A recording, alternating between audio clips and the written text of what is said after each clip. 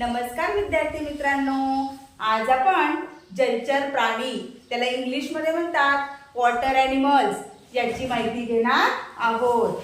बघा, हा काय आहे? मासा। माशाला इंग्लिश मध्ये म्हणतात फिश। हा काय आहे? कासव।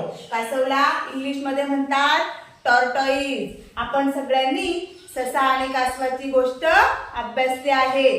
त्याच्यात आपण सर्वांनी कासव पाहिलं। हे बघा, पुढचा प्राणी आहे मगर। मगरला इंग्लिश मध्ये म्हणतात क्रोकोडाईल। त्याच्यानंतर पुढचा जलचर प्राणी आहे खेकडा। खेकड्याला इंग्लिश मध्ये म्हणतात क्रॅब। हा बघा, हा आहे पाणघोडा। पाणघोड्याला इंग्लिश मध्ये म्हणतात हिप्पोपोटॅमस। हा पुढचा प्राणी आहे बेडूक। बेडूकला इंग्लिश मध्ये म्हणतात फ्रॉग। आपण सगळ्यांनी फ्रॉग बघितला आहे।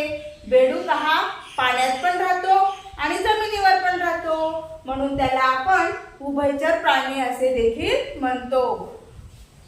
पुढचा प्राणी आहे बघा स्टारफिश, तारा मासा। त्याला इंग्लिश मध्ये म्हणतो आपण स्टारफिश।